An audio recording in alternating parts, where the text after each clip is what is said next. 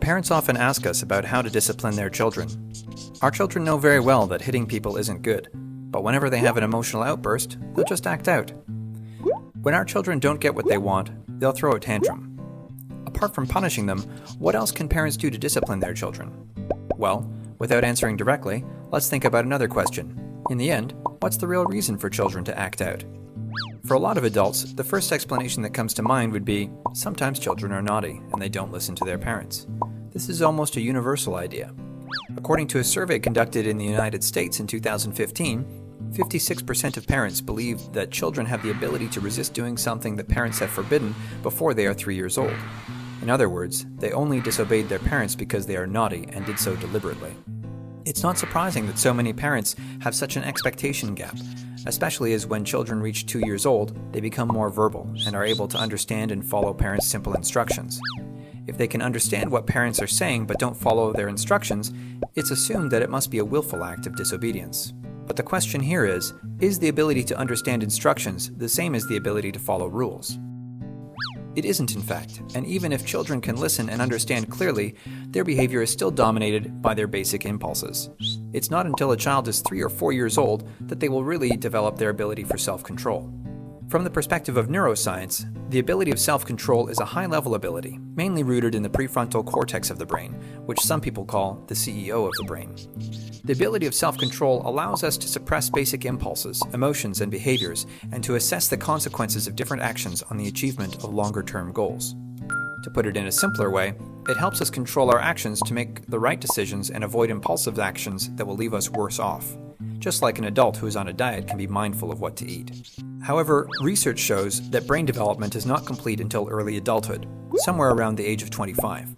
And part of this later brain development is in fact development in the prefrontal cortex, taking the longest to develop. Therefore, when a child is throwing a tantrum, parents do not need to shout at them or simply order them to stop immediately.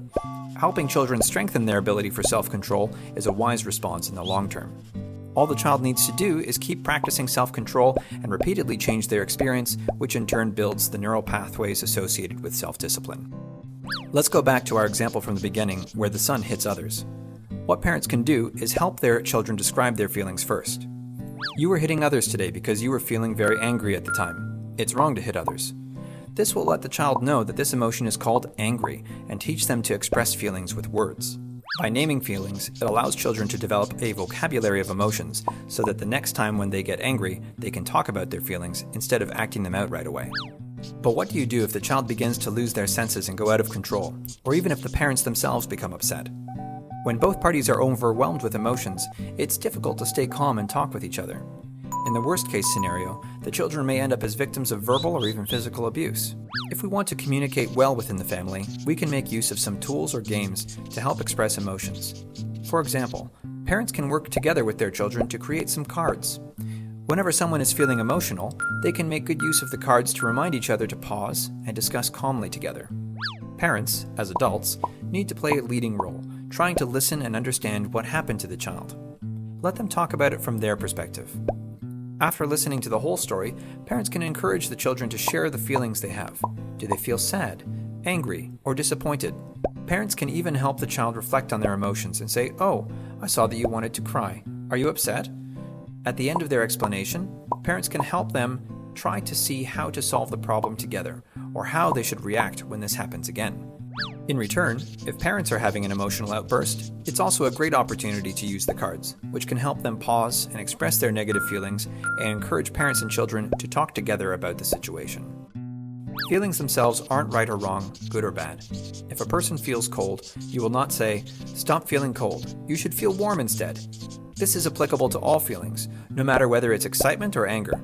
If children regularly have behavioral problems, it's possible that they are not able to identify their emotions and find a solution to their upsetting feelings.